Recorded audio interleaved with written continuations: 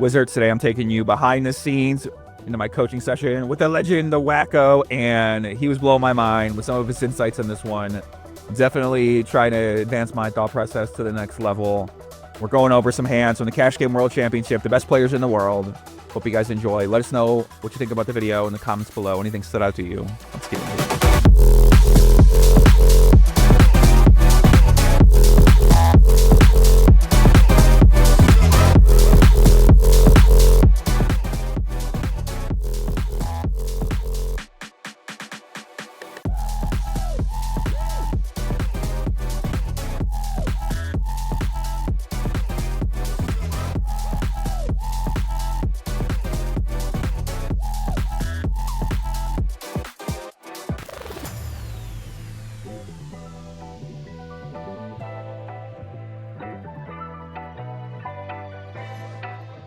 All right, starting off with the c-bet strategy of Prodigy. If we look at solver, it says ace queen is very rarely a c-bet. However, we can see that the GTO Wizard AI considered a 40% bet, whereas Prodigy made a 10% bet. And this is actually something interesting. If you bet for a bigger sizing, indeed, this board cannot really be c-bet at a high frequency. But if we lower our c-bet sizing, we can actually increase our frequency. So this is kind of the reason why Prodigy decided to downsize from an overall strategy perspective, just because he wants to keep the betting lead. And if he wants to do that, he would have to reduce his sizing. So for the sizing that he chose, he can now easily bet ace queen and even ace queen without a club. So is that a normal play? I mean, is this something that you see a lot of players choosing this very tiny 10% size on the flop, even this deep stack? Yes, in general on mono, especially ace high boards, so even on two-tone boards, for example, let's say it's ace-6 two-tone, you will still see that people using it. And the reason for it is simply because now, if we look at the defense strategy, it's way harder to defend against correctly because, yeah, you're allowed to fold 7%, right? You have to float queen 10 of spades. Good luck. So if we think about the strategy, right, we want to try to play a strategy or pick the strategy that our opponent is most likely to make the most mistakes against. And I feel like the defense versus c-bet strategy versus a 1/3 here is very intuitive, right? You call hands that are strong enough and you don't really have to dig deep to reach the required frequency. So I think here it's more likely people screw up versus 10%, right? They're going to overfold. Whereas versus a 1/3, it's easier for them to play perfect. So that's one. The second point is, if you bet 10%, you will get called by worst hands more often, and therefore you get to value bet more thinly.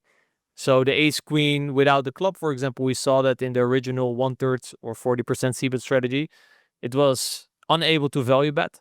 That was simply because he did not get called enough by worse hands. His equity when called was just too poor, so therefore he decided to check, because this way he could try to extract value out of weaker hands, right? So then the solution is just to size down so you get called by more. So you're saying that the earlier streets, when you use the even less than block, these like really tiny block sizes, it allows you to get, I guess, does it go the other way on the later streets, where the more small sizes you use, the more you kind of force your opponents having to bluff you on the turn and on the river with some non-intuitive hands. So you can kind of force them into these weird spots where they have to call you wide on two streets, and then the river, you can kind of own them because they might be over bluffing you, and kind of like, do you find that a common trend? Yeah, so in general, what we will see, right, in spots like that, when you keep people's ranges wide, it's easier for them to screw up on a later street, indeed, by either overfolding because they got to an uncomfortably wide range on a later street, or they overbluff because they kind of lost track of their own range because you played a very tiny bet, and they might not have a good idea anymore how their own range looks. Therefore, if you study this strategy well, you can definitely set people up for making bigger mistakes on a later street. Okay, well, let's see. So eights here. So eights he decides to raise. What do you think about that play? Is that makes, he's got one blocker, he's got the club blocker, he's got a backdoor quad draw, he's got a backdoor trip draw. Actually, for the similar reasons, we can see that the Wizard AI is raising to 24. I believe the raise size that rigged used was way smaller, was somewhere around 30% pot, I believe. And this is actually for the same reasons that Prodigy decided to bet 10%, right? If you raised, I think it was raising to like 24 big blinds, yeah, you cannot really raise a lot of hands for value because you're just isolating yourselves versus the high equity part of the range of Prodigy, right? Because the bigger we raise, the more he's going to fold. And that means the hands that he's going to fold first are the ones you do best against, right? The ones that have the lowest equity. So Rick decided to use a smaller raise size strategy that would, for example, allow him to raise a hand like ace king, right? Or that allows him to raise a hand like sixes more frequently. So it kind of goes the other way here for even with the position where the smaller the size. It's kind of something I've never really thought about before. I mean, like the sizing that you use and how we find optimal sizings, the sizing that you use will have a consequence to the amount of equity you have versus the calling range, right? Mm. And you're trying to always find the sweet spot, which is I want to get the most amount of money in the pot, right, with my strong hands. But I don't want to kind of screw my own equity by going that big that he's now folding all these hands that I was actually doing very well against, right? So you're trying to find that sweet spot of going big enough to extract a lot of value, but not going too big that you're only isolating yourself versus the better part of his range. Because then at some point, you know, let's say hypothetically you just shove, yeah, you get called by a flush. So you can't raise a set for value, but you want to raise a set for value. So then you have to find a sizing that allows your set to raise for value. Meaning that you're going to have bluffs, you're going to have sets, and you always want to have bluffs, basically. Yeah, so you usually all your strategies, so your frequencies, your sizings, they're built around your value hands. It's the value hands that always drive your strategy. And then you start there, and then you're going to find bluffs around it. So here we saw that Rick decided to use pocket eights, which you can see, I mean, when you see this 10.56, 10.57 on the flop, I mean, do you just kind of think I can maybe raise more than it says because I'm not really losing that much EV, or are you kind of strictly adhering to something like this in your mind?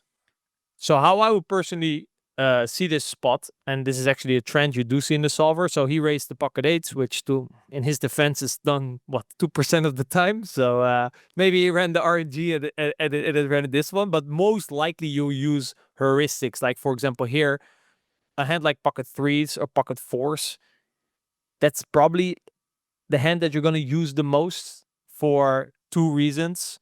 Unblockers, they block most of villains' bet folding range. So for example, unlike eights, small blind could see by a hand like 7-8 suited, 8-9 suited, pocket eights himself, right?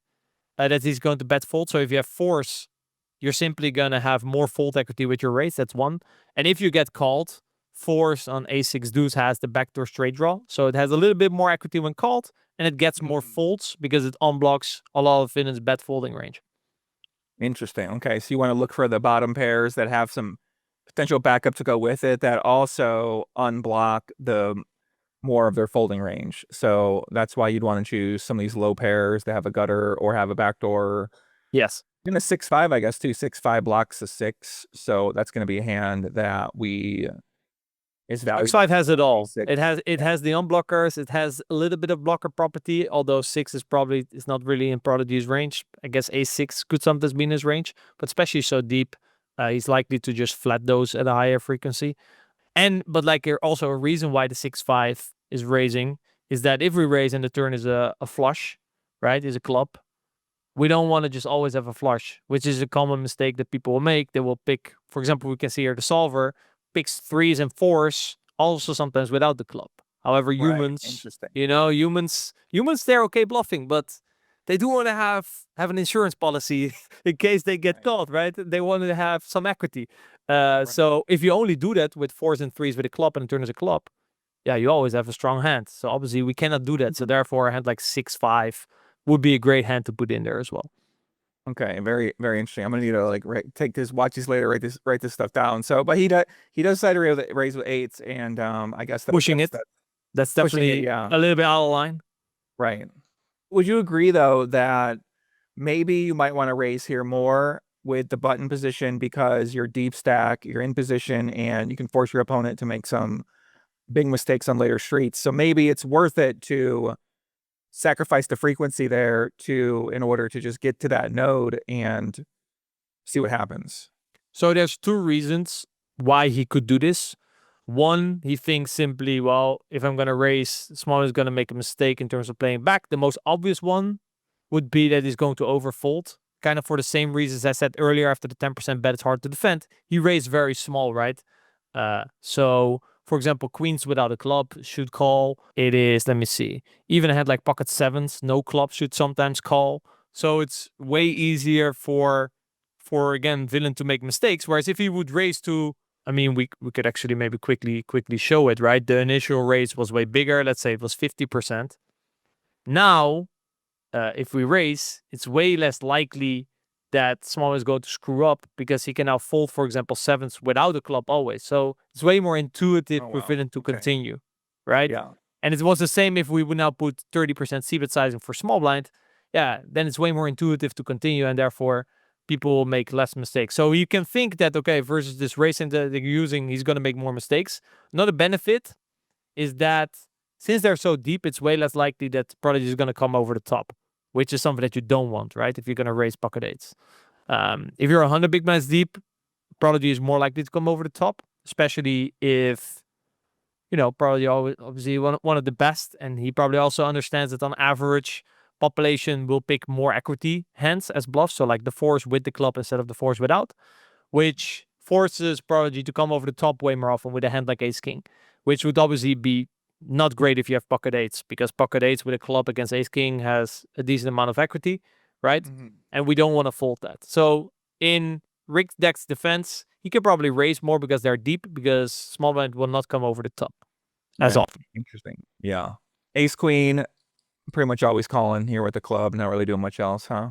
Yeah, not much else to do, especially this deep. Like I said, even at 100 BB, it's way more likely that you will come over the top with the ace king, for example, without the club than with, simply because you have way more equity versus the bluffing range, right? If you have the club, you don't mind him bluffing more with fours with a club because you have that one basically drawing to two outs. So yeah, so far, so quote standard. he went a little bit out of line. We actually see some leading here on the turn. I don't know if this was part of Prodigy's strategy. So for reviewing purposes, let's just remove the dunks.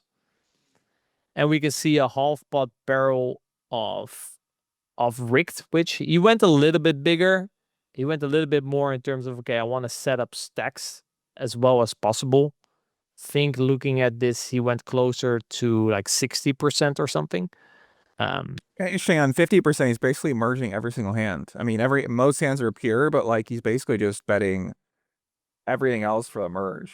Yeah, and that's like just mixing everything. It's pretty interesting. Like, for example, if you have queens with a club, you could say, why is it betting, right? And this is, people often think about betting in terms of value and bluffs, which can definitely cause trouble.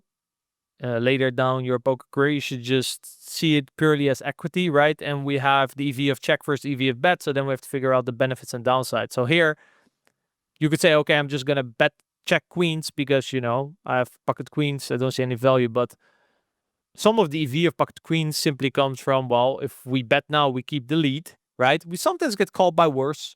We sometimes get some better hand to fold, or at least that's what I'm now assuming. And we avoid going check, check, and him bluffing us with pocket eights on the river, for example, right?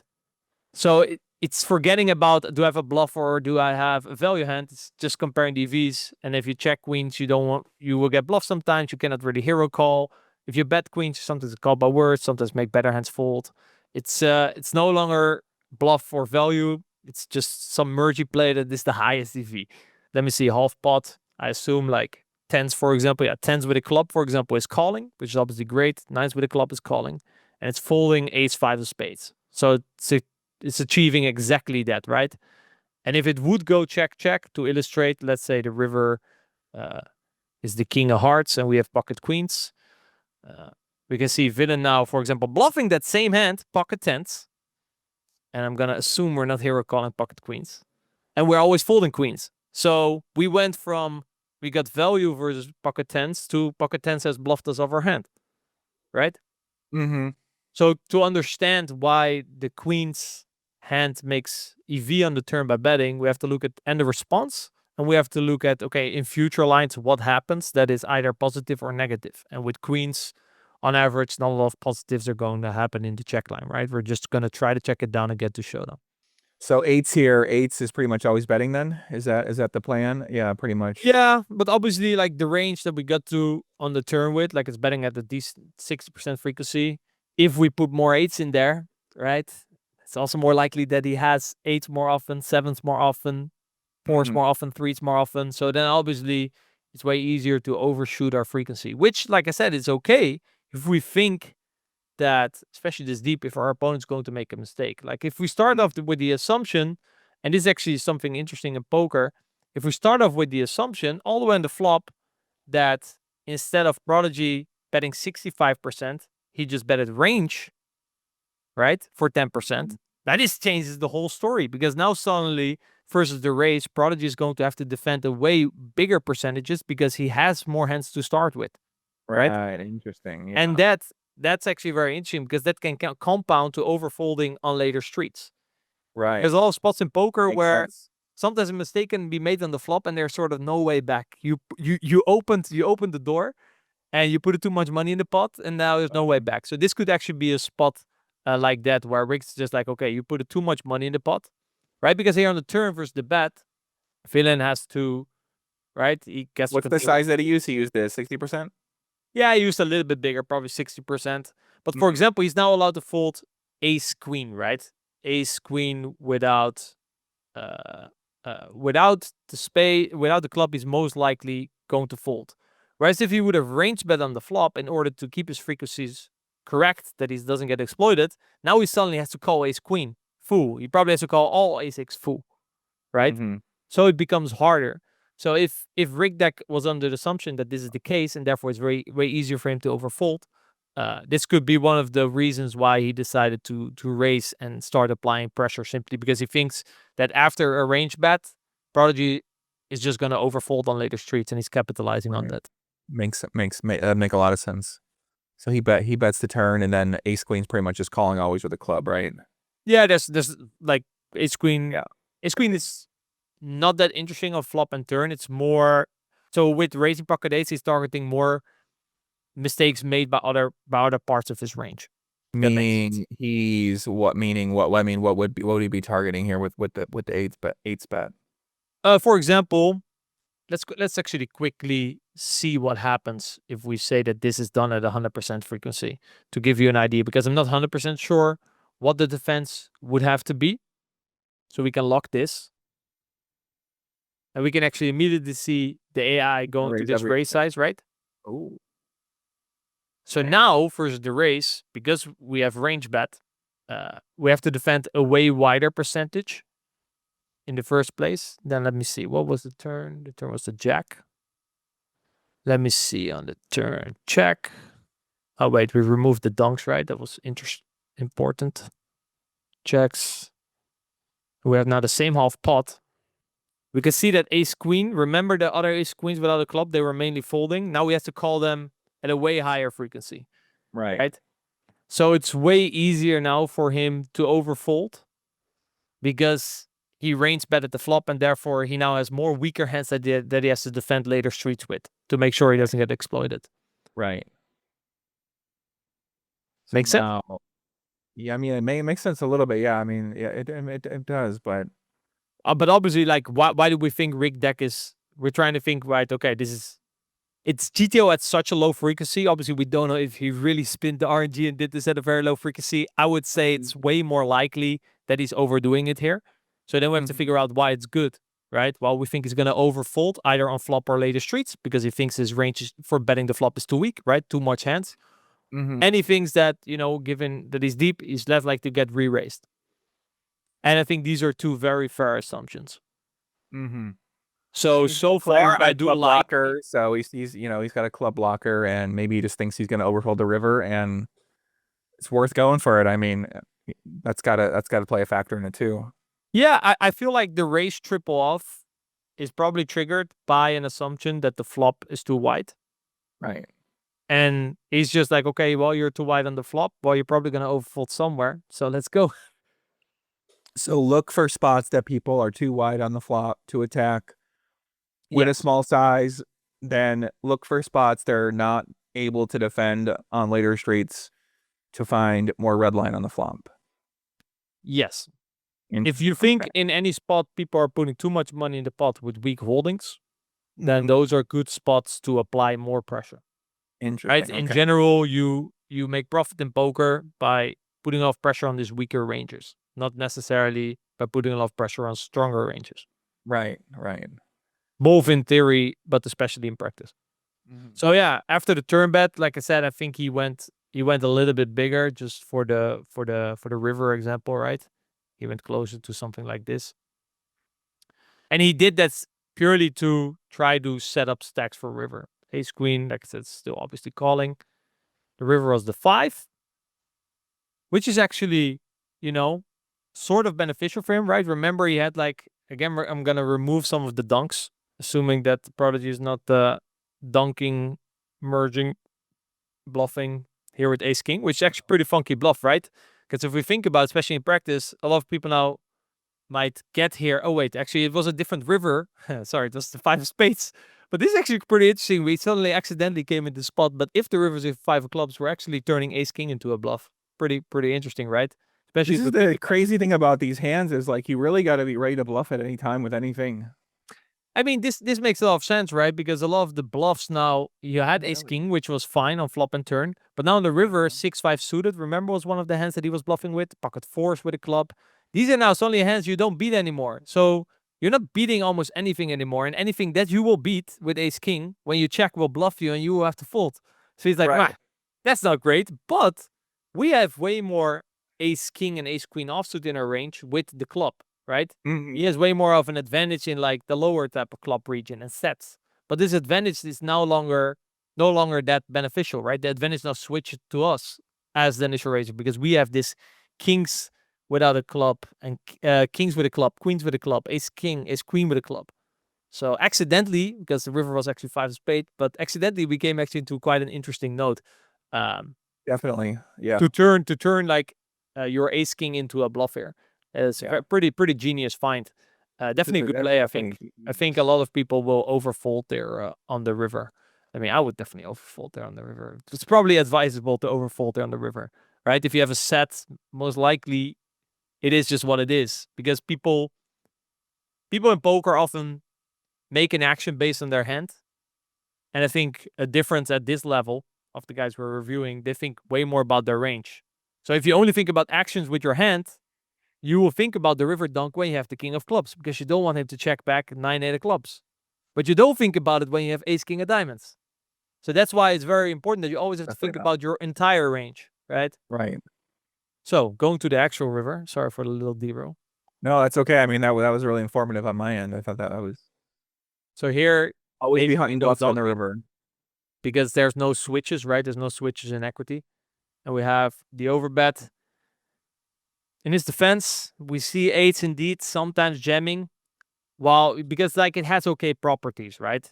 The problem is there's a lot of hands that have okay properties, and if we start pushing it on the flop, we're gonna overbluff on later streets, which could have been the idea of Rick Deck in the first place, because he assumed that Finn is going to have to hero calls with a lot of hands. For example, I see some Jack Queen off here with the Jack of clubs have to call, 10s with the clubs sometimes has to call.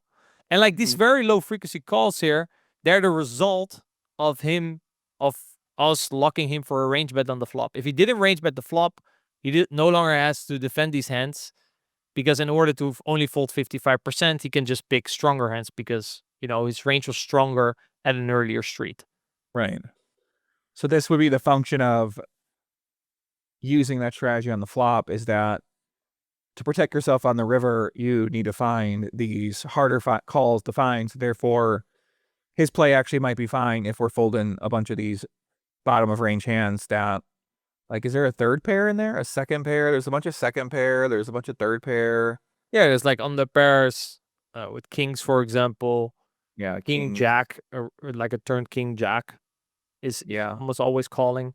But a lot of this is a result of the range bet. Obviously, we will still have to hero call some of the time on the river, but not as wide as what we're seeing now. Because if we didn't range bet the flop, we just have these hands at a lower frequency. that have to hero call Mm-hmm. because we might have just checked them on the So flop. let's play. Like- So both players play here is pretty standard on the river. Then ace queen offsuit looks like it's like a marginal call. I'm assuming it's better if you have the queen blocker with ace queen offsuit. Or no? Yeah, I mean, you do want to block a flush, right? Because like it's very Right. unlikely that Rick deck will bluff something with a queen of clubs in it. Like he's not raising king queen with a club and then barreling it off because that hand would block too much of the folds, right? On average, right, with the kings and the queens and the king jacks and the jack queens. Like obviously it's calling it at a decent frequency. Same with the ace king, but it's on average on flop and turn, you're just blocking way too much of the folds. You would much rather go for the pocket fours, right? So the queen of clubs doesn't block any of the bluffs, but it does block some value. So therefore, a club would be preferred here, a high club. Mm-hmm. So that's what makes it better. But in all honesty, like what matters the most here, if you think, because like we saw, right, the heuristic for bluffing flop is like 3s, 4s, 5s, 7s, 8s, like low pairs with a club. Now these are a lot of hands, right? I mean, Rick went with for pocket eights, which in the hierarchy of low pairs that we can choose from is like one of the highest. So it's seeing him show up with pocket eights. It's likely that he will also have done this with lower pairs like pocket fours, and then suddenly, yeah, if you're in Prodigy's shoes, and obviously Prodigy, very strong player, has a very good intuitive feel what people are up to. So I wouldn't have been surprised. Like he now called with the ace queen with the queen of clubs, which is a call the majority of the time. But I wouldn't have been surprised if he would have called him lighter as well. Right. Yeah. Okay. Makes some sense. Yeah. I'm gonna have to watch that one back. But lot of very interest. I mean, I guess my takeaway is you really got to be paying attention to how all the different dynamics change and your blockers and you're can become unblockers quickly. And I think a big main takeaway is a lot of later plays or a lot of what you do on the flop has very big consequences on later streets. That's why actually one of the biggest things that I always teach my students is like to look ahead in poker. You have to understand that all your actions now have consequences for strategies later on. Like you cannot take a play and then later get into a dicey spot and be like, okay, sorry, Dita, I want to take my initial decision back because I'm now in this tricky spot that I could have maybe avoided if I chose to take a different line on the flop, right? Where I think this is a good example. If you just bet too much hand on the flop, you might get yourself in trouble facing aggression. And I think that's a common league that player have, especially in deep stack, no limit hold'em, is that they blow up pots a bit too early on dangerous boards, like for example a mono board. And when you just put on too much money in the pot on the flop and you play versus top players like Rick deck, yeah, they will for sure put the pressure on. You want to go to the next hand? I think we spent about like 30 minutes on that one. So if we're gonna spend that long on a hand, we probably should only do a couple. But I mean, yeah, there was like so much good stuff in that. This one basically a video on its own, huh? Yeah, I mean, this hand, I mean, the dynamic was good, but yeah, if we're like, we have to, I guess we have to align how I would say everything you just said was extremely informative though. So like it was there's a lot of things you're saying there at one time that like maybe to you don't seem like a lot, but like all that stuff is like pretty kind of new to me and a lot of what you were saying. So I think if we can highlight some of the key things you just said, that that'll be like how top players think about the hand. You know what I mean? Like that's perfect. Even one hand, it's still, I think this hand's like worth spending that much time on, with how much you were kind of breaking down. If they just want the whole thing, they should probably only pick this hand. Yeah. But then indeed, like the trend is different, is right? Like it's how, the video would be more about how top pros try to exploit each other and how you can prevent yourself from getting exploited somewhere along those lines. Yeah, I would say that you were definitely just cooking whatever you were, you know what I mean? So there was so many. What with me, it's once you give me questions, then once we go, we go. Yeah, I mean, there was like I said, there was like 10 or 15 things in there where it was like da da da da da. I was like, oh fuck, like what the hell? You know what I mean? Like I think those are the things that I could highlight. So we can kind of look at it like we do the blog, where the blog posts have takeaways at the end, and then during the parts of the blog, they'll highlight certain things. So when we go back over this hand, because normally they'll have it where we can review the video. So I can review the video, you can review the video. We can say, okay, here are my main takeaways, Poppy's takeaways from those spots when you're saying them. And then that can be the note. Because that's what I think would help these videos is if I point out what really helped me and what stood out to me and what was my takeaway out of all that information. And then that would be our key takeaways at the end, which would be 5 to 10 things that stood out to me. So basically, that's what I can do with this is just go back over it and point out those things. And maybe you can point out the coach's notes of like, oh, here's what I think you should pay attention to, which you kind of just pointed that out, which I think is like something I really haven't thought that way about it, which makes so much sense, is like the flop strategy and bet sizing really is going to impact everything in the hand. So like, Yeah, it's figuring out how actually to I had this is important. I talked about this with Yuri. He said, no, the most important street in poker is the turn. I said the least important street in poker is the turn. Because for me, the most important street is the flop, because it's the flop where you direct the hand, right? And for him, he kind of simplified the flop, and therefore the turn became that most important note, right? But this would be an example where, like on the flop, you should already, especially on these type of boards, the flop is more important. When the board is a bit more dry, I agree with him. But when wetness increases, it's Right. the flop. And actually, to add actually on my takeaway, if we're then the villain, we should look for these spots where we think it's likely that our opponent is putting too much money in the pot too soon with too weak of a range, and start exploiting that by putting a lot of aggression, just like Rick Depp did. Right. So we have it now from the initial raise So perspective. too many hands on the flop, too little hands on later streets. Yeah, that's how you could sum it up. If you start with too many hands on the flop and you get raised, you end with too little strong hands to defend, or at least you're gonna have to dig very deep to defend, and therefore it's more likely that you will overfold on later streets. Yeah, that makes sense. I mean, it's kind of something I'm trying to get better at 6-max, is finding those spots, because I feel like in practice, so many people just call the flop that you have to feel so comfortable just like almost over bluffing the turn in the river, because people are going to be overfolding so much that if they're calling too wide on the flop, then you have to start finding some non-intuitive bluffs on the turn, which then become uncomfortable bluffs on the river. So figuring out the players that you do fire that third barrel against and the boards that you do it on is kind of a pretty big challenge. That's a challenge I'm going through right now at 6-max. So To quote our I feel like you're kind of connecting. to quote You're connecting Mr. dots. To quote Mr. Hungry Horse, the best bluff is the ones where they call the turn and fold the river. Right. That's exactly what I always think about. I'm like, okay. So I this want is to call this is two actually a and then street fold the river. example of, you know, you're raising the flop, you want them to call, you're betting the turn, you want them to call because you know they're gonna fold the river. Yeah, exactly. I think about it all the time. Like, how do I get him to call the turn and then fold the river? Yeah, let's get into it. All right, so we're gonna look at this Prodigy. One more hand, Prodigy versus Kevin Paquet. How do you say his name? Paquet? In Paquet. Kevin Paquet. Okay, Or so it's Kevin Paquet. Honestly, I don't know. What's his status? What's his status? Wakko? Is he the one of the top guys in your mind, or where does he sort of fall in the hierarchy of Yeah, for sure. players? For sure, one of the top guys over the last few years. Guy who grinded the most during the challenge. He had most volume. Close. So impressive.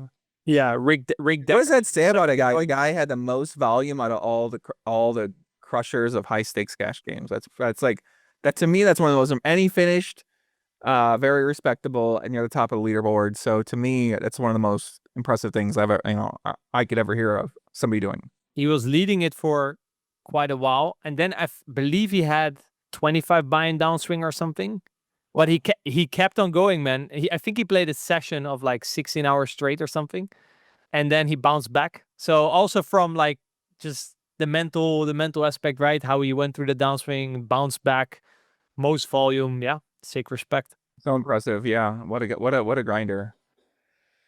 So, okay, so we got an interesting hand here for Prodigy, where Prodigy is making a move that you kind of said maybe was a little non-intuitive, but then you started breaking it down why, and let's get into it. So, Yeah, that's the thing, right? With if we look at these exploitative moves, just like the one with Rick Deck, we have to try to understand, hey, why are they doing this, and try to take some things from it that we can start applying to our game.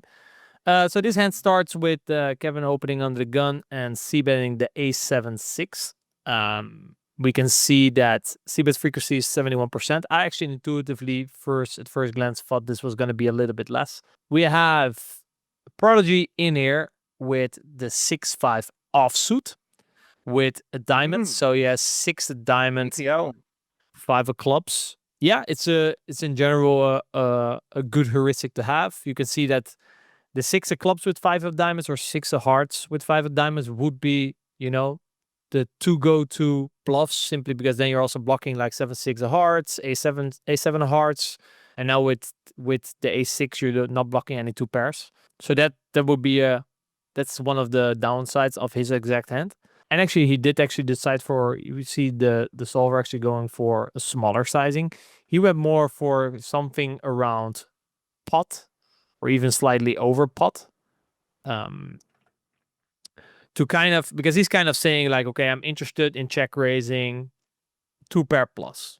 He's not interested apparently in check raising like some of these other hands. Then we can see that the heuristic that we just talked about, the 6 of hearts, 6 of clubs with the 5 of diamonds becomes more important, right? Because we're going to check raise less, so we only pick the better hands. The ones that always first drop are the worst hands. So yeah, we're going to check raise around that region, like a 6-5. 6-5 is very popular. 7-6 is kind of a similar hand. Or sorry, 7-8. Open and straight draws like 8-4, 8-5, even 7-4's in there too sometimes, huh? So you're kind of like picking your bluffs from your 6 and your 7 and your open and straight draws, which kind of all seem intuitive. Some flush draws. Your best hands are going to be your 2 pairs and a little bit of sense. Yeah, but again, like if we think about, if we try to look ahead in the hand, right, on the river, if everything bricks, a lot of the bluffs that you want are going to be ones that block the calls and unblock the folds. So if we think about 6-5, right, 6 of clubs, 5 of diamonds, this is a hand that he's likely going to go all the way with, regardless of what happens. Because if the straight draws comes in, he's going to use this because, you know, he's going to have a lot of advantage around cards falling between the 3 and the 9, because he has 8-9 offsuit, for example, that under the gun open doesn't have. So he's not only investing in the strong hands that he is now, but you have to recognize that on a7-6, on later streets, the board is going to develop in a way that's likely very good for you, right? That's going to give you a range advantage in the future. So therefore, you can start building a pot now, because it's very likely that cards will fall that will improve your range later on. So when that does happen, you want to make sure that you have the proper amount of bluffs. So picking bluffs is not only about, oh, I'm on the river now, should I bluff this hand? It's just like Rick Deck did earlier. You start raising a hand to have a certain bluff on the river, right? So here, if you would only pick straight draws, so let's say you would only choose flush draws, you check raise, you bet turn, and it bricks, you're going to give up your flush draws because they're not great bluffs. Then what are you bluffing?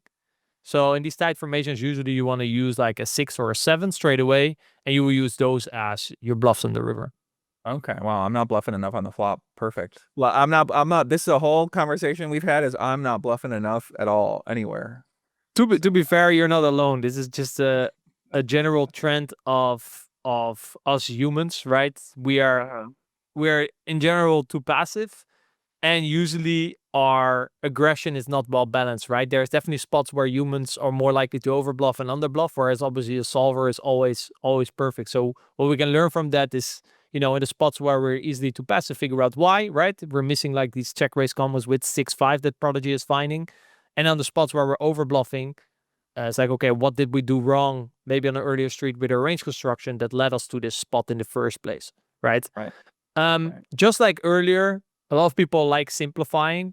So it was c-betting at a frequency of 73%, and we were there for check raising 10%. If you think it's likely that what a lot of players do, you know, they go for the range bet, and how we're going to exploit that, we get it like a similar tendency that he's putting a lot of money in the pot with like 10s, jacks, queens, right? We forced him weak holdings. And we concluded that on later streets, we're going to have the advantage. So we now see that we went from a 10% frequency to 18% frequency, right? And we can now see the 6-5 is going to be in there way more frequently than before. So these are, again, this is a very similar trend. If you think your opponent's putting too much money in a pot with weak holdings on boards that he's going to have a tough time defending all these weak hands against, apply more pressure, right? And in his razor shoes, if you think you're against an opponent that's very aggressive, you know, either make the bet and call him down, right? This can be very uncomfortable, or adjust on the flop and already play like a defensive strategy and try to prevent getting into that situation. What you never want to do is range bet, call, and fold. That's like, you either go for it or you start pot controlling on the flop straight away. Don't go anywhere. You never want to range bet, call, and fun fold the river. Yes, that's usually not range bet, call the raise, and then call the turn and fold the river. That's what versus aggressive opponents. That is right. Right. Let me. Want to find spots where their range is too weak and attack those spots more. So if on A7-6 they're betting too much, in your opinion, then you got to find extra aggression. And if you think that they're betting at a GTO frequency, then you want to find less aggression. But if you can identify people who are betting too many weak hands too often, those are the people you want to ramp the aggression up against. Yes. Right. Because and like you, I think you said earlier, you're not necessarily counting on the flop folds. You're just like Rick did earlier. You really need to think ahead, right? So you really need to raise the flop with some of these non-intuitive hands with the river in mind, knowing that those will be your best bluffs, potentially, not always, but potentially on a later street. Yeah, because you're not trying to be fair here, you're probably in the end going to try to bluff them off ace king some of the time, but if people put more money in the pot with like tens, jacks, queens, kings, ace 8 suited, you are bluffing on the river versus a weaker range on average than if someone would c-bet only this board 50% and you check raise bet turn and you're literally trying to make him fold ace king plus, right? It's obviously not the best scenario to go after, right? We're trying to go after that range that's weaker. All right, so we make the check raise. Turn is the jack of diamonds, and we have the strategy here of Prodigy. This is assuming the flop was played GTO by both players, so no longer the range bet. We can see 6-5 here with the diamonds. Actually, like I said, the suits, the preferred suits, right, that block the two pairs, they're still betting, but the rest seems to be checking. It is a very intuitive bet, though, in my opinion. And Prodigy used actually a smaller sizing for his strategy.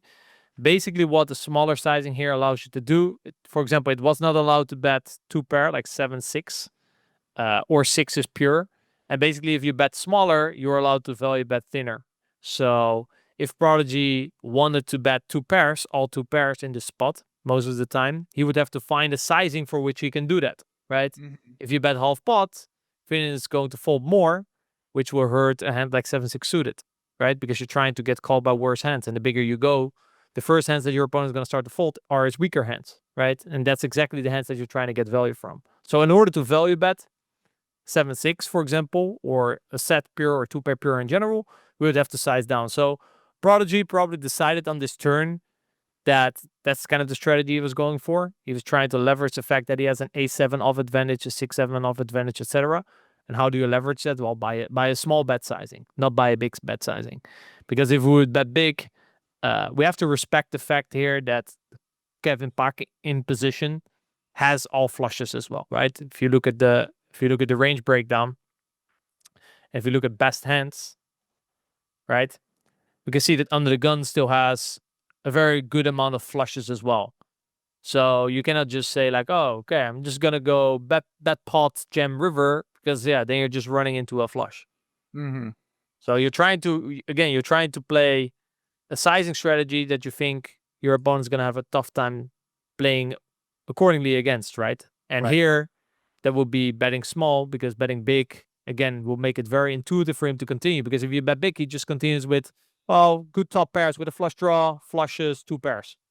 And now, versus the 1/3, if he just has a one pair hand, like, for example, ace 10 of hearts, you can see, or like, actually, that's exactly the two that's going to fold, because it blocks a lot of the 8-9, the 9-10, right? But it's just an ace jack, for example, this two pair, ace queen, or like, what is another hand? Pocket queens, or pocket nines with a diamond. You know, there's more weak hands that he's going to have to defend with. Whereas if we bet 3/4, it's just always calling, like I said, the good aces with the backdoor draw and 2 pair plus. That's it. So it's unlikely that your opponent's going to make a mistake versus big, and more likely that your opponent's going to make a mistake versus small. So is this a normal thing on flush completing cards specifically? Because this was a common thing from last hand where you could bet smaller on the flush card to set up a more like polarizing bet on the river. Yeah. It's like I said, it is in order to so you can value bet thinner, right? Just like on the other hand, on a mono board, he could value bet thinner because he used 10% instead of 30%, right? That was one. And it's in order to make sure that if a flush comes on a later street, you didn't isolate yourself just versus a flush. And that's why with that smaller size, you can work in some hands that work as good bluffs on the river too, that aren't necessarily a flush. Exactly. But with a bigger size, you wouldn't really want to bet that bigger size with them. No, yeah, because then remember the concept that I explained earlier. You want to find the sizing that gets you the most amount of money in the pot, but also you want to still get the highest amount of equity when called, right? You have to find the sweet spot. And the sweet spot here is somewhere between half pot and 1/3. And like I said, the thinner you want to go, the more you go to 1/3. The less thin you want to go, you go for half pot. So 6-5 isn't even in there. I mean, I guess for the smaller size, it looks like it's kind of like. Yeah, it seems to not like it. It seems to just have enough of these other hands, like 10-8, like 10-9, and it's preferring maybe the 7-8 to do it with, or like not 10-6. That's a flush. Yeah, it seems to prefer all these other type of hands. Do recall though, this was GTO. If someone would bet range on the flop, right? We should definitely again apply a lot of pressure for 6-5. Right. So yeah, he seems to be overdoing it here on the turn. So again, he either thinks that his range is weaker than theory because he, for example, thinks that he would have range bet the flop, or he thinks he's going to make a mistake versus this bet. And then usually by overfolding, or he maybe thinks he's going to overcall now and fold the river, for example, or he thinks that we can see, for example, here there's no raising going on from in position, where maybe not at this level, but I think especially people watching this, they're like, well, in my games, if I bet 1/3 and someone has a flush, they're gonna raise because they want to get money in, right? Which is very common. It's a human thing to do, right? We're a bit greedy. So then what happens is a 1/3 kind of also gives you some information because people are gonna raise their stronger hands now, right? And leave their calling range weaker, and we can exploit that on the river, which could actually potentially be something that Prodigy is doing here in this hand. So if we node lock that he's betting 5-6 here, I'm assuming that the river we probably that's gonna be one of our bluffs too. Then we're just gonna include that as a bluff. Depending, like especially on blank rivers, yes, because on a blank river, 6 is probably going to call. Also depends on the sizing that we bet, of course. So yeah, it kind of depends on the river, but I would imagine that most rivers, yes, he's gonna prefer to bet 6-5, bluff 6-5 on most rivers. Obviously, there's so much that goes on into constructing this range perfectly, right? The GTO AI knows more than us, so he has his reasons. Not all reasons we can understand, because it's part of a whole strategy, right? Very small frequency. If we change up, it would screw up the exact equilibrium of the strategy. It's not something that we have to worry about in game. And I would say in game, this seems like a hand that if you found the check raise on the flop, you probably just find the barrel. I don't see any other alternatives. I know actually what it does. Maybe check raises turn instead. Let's take a look at that. I assume it's not check folding. Yeah, it's sometimes actually it's check raising. If it gets here, you can see that it's actually always check raising his hand. You see? Wow. Yeah. So now we know why. We know why it decided to check. It wasn't chickening out. It decided to go for run it turn into a bluff. 5-6 bluffing check raise. Got it. So we could say that the Prodigy missed some balls here. He went for the passive play just for the block. So he went for the passive play, and obviously 10-8 suited just gonna call. Yeah. So indeed, like 10-8 suited. It's not obvious. Like I said, I feel like most players watching in the games that you're playing, people are now going to say if they have a flush, which is a very big booster of EV with playing small bets, because people usually get a bit more transparent because they get greedy and they want to get money in the pot. So then what happens is if you block here and people, for example, raise their flushes mainly, we can just bet a block and then he's raising his flush and then obviously we fold. But then when he calls, his range is going to be weaker than in theory. Now, the river was the king in this example, which I guess completes queen 10. Don't think Prodigy ever has that. We can actually see that the majority of the bets are going to be on this 67%. And again, this is kind of what you prefer strategy-wise. I feel like it's also because of the king, because ace-king is now a very big part of its range. So your ace-7, as you can see now, it's now pure checking, let alone 7-6. 7-6 is no more business. And even pocket sixes can no longer really value bet that much. So I guess, again, this depends strategy-wise. If you would, for example, say that you have a small bet as well, so you follow it up with another small bet, for example. The benefit of that would be is that, for example, pocket sixes wants to bet this sizing. So if we think again about like strategy, it's more of a preference, I would say, in terms of how you want to play your range. Mm-hmm. So 5-6 is looks like 5-4. It looks like they're not bluffing the pairs in this spot.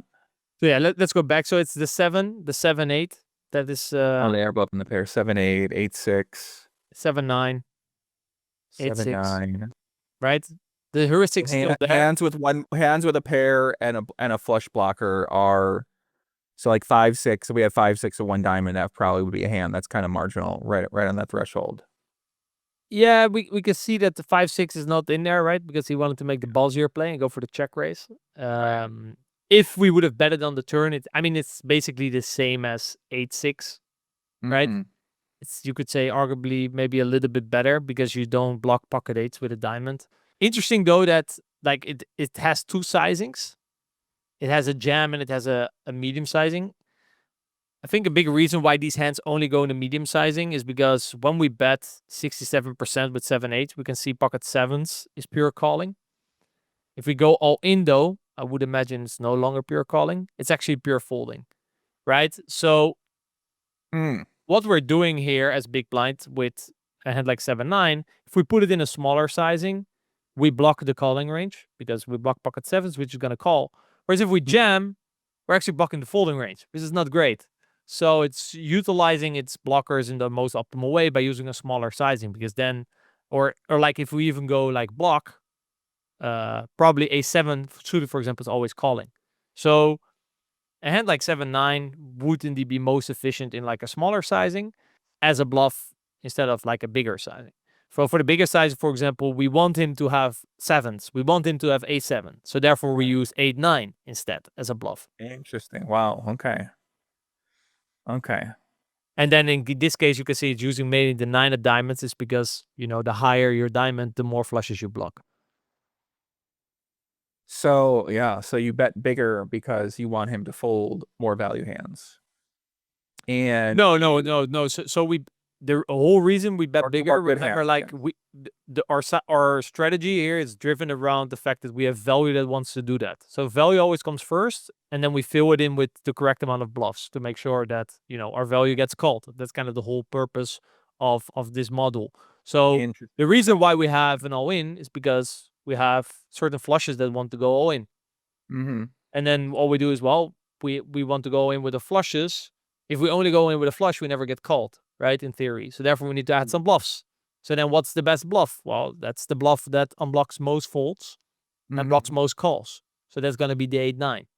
And then, but there's also some value hands, like pocket sevens, that want to bet small. So the whole reason we have a smaller sizing is because there is value hands that want to bet small. So we need to figure out bluffs that also want to bet small too. Yeah, exactly. Right.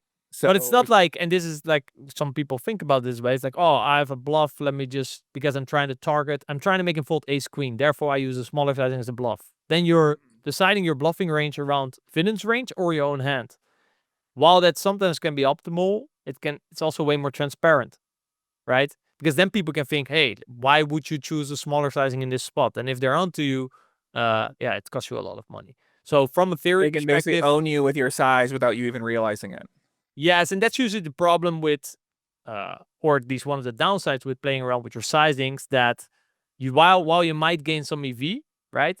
As soon as someone understands how you construct your bet sizings and he's figured you out, all your EV is gone without you knowing it. Mm-hmm. So while, yeah, like I said, it's a two-edged sword. You can gain some EV, but as soon as someone's onto you, all your EV is gone straight away. So be careful, I would say. And you're saying the best players can pick up on that and hold them. With Yes. hand. Now, obviously, in some spots it's more obvious than others. Right. Also in Hold'em, I'm sure also at this highest level, people are exploiting by, if they have a split, for example, to play around with how both ranges are balanced. But it's unlikely that they invent a sizing that's quote not a thing just because they're trying to target a specific part of your range. So yeah, he decided to go all in with the 6-5, which, as we concluded here, if we follow this heuristic, would be suboptimal, because if we jam, we make sixes fold. To be fair, six is sometimes called, sevens doesn't, but this again has something to do with the fact that our bluffs mainly came from the 7 and not the 6, right? So this is kind of a GTO strategy thing. But on average, I think we could say that it's more like that imposition doesn't know that exactly, so he will see a set as the same hand. I don't think there's any human on a level that recognize here, oh, sixes is better than sevens because you always bluff with a 7 and give it with a 6. It's almost impossible to know that. So therefore, I would say this specific hand that he has would have been a good bluff in a small sizing, not in a big size. Not the all-in sizing. Yeah, and maybe also, and then obviously, when obviously Paquet calls with this flush, right? Nothing crazy there. But I wanted to kind of illustrate the point that I said earlier, which I think applies to a lot of to a lot of people's games. What if our opponent does raise us here on the turn, right? In this turn out, because there was no raisings, right? So here we could see we're giving up like 50% of the time. What if we say here, if our opponent has a flush, for example, okay, and let's say he sometimes raises a flush, something like this. Lock all hands, and the river is a king. Okay, the impact seems to have not been big enough, but we can now see, while obviously I only gave it a little bit of flushes, the more flushes you give it, the more extreme this example will be. We can now go all in a way bigger percentage of the time, right? Because he now no longer, because he has less flushes, in order for him to call correctly, he has to dig deeper in terms of the hand that he's going to call him with, if that makes sense. So then, especially if we talk exploitatively in-game, if you think people are just raising off all their flushes on the turn, or most of them, you can now suddenly go all in with, for example, the hand that Prodigy had, for example, 6-5, because your opponent just has a way weaker range than in theory, and therefore is more likely to overfold.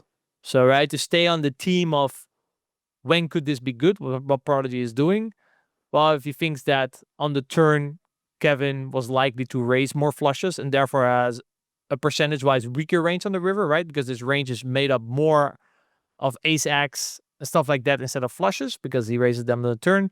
Therefore, he's now going to fold more on the river, and he's trying to exploit that fact.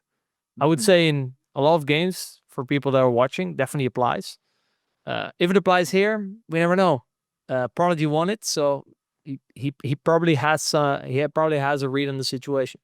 Okay, well, I'm gonna have to go over this again, go through my takeaways, and yeah. So, what would you say your main takeaway you'd want me to take away from this hand is?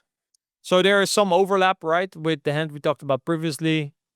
Look ahead on the texture, adjust accordingly, both have the initial razor, and exploit accordingly if you're in the big blind. On the turn, we talked a lot about respecting the fact that your opponent also has a strong range, and we cannot just bet 75% or pot and go all in, right? Because then we're isolating ourselves just for a flush, and you should not try to bluff people off a flush. Instead, if we use a smaller sizing, we can value bet more hands. It's more likely for our opponent to make a mistake, either by overfolding or, for example, giving away the strength of their hand by raising, right, with some flushes. And then on the river, in terms of if you want to pick a bluff and in which sizing you want to pick your bluff, think about the sizing for which your hand properties work best. So in this case, well, if we bet smaller, he's going to call a set. So then we should probably bet smaller with the set blocker. And if we're going to go in, he's going to fold the set, then we should probably not want to fold the set, right? So we're trying to optimize our blockers and unblockers by putting them in the correct sizing. Period. Well, perfect. Well, thank you. You're welcome. I guess those would be our two hands then. That was like probably like an hour, I think, or maybe a little bit less than an hour. Yeah, something like that probably. Cool. Okay. Well, that's perfect. Unknowingly, we had a little team in there, right? Yeah, exactly. A lot of themes. I appreciate the insight. Very helpful. No worries, man.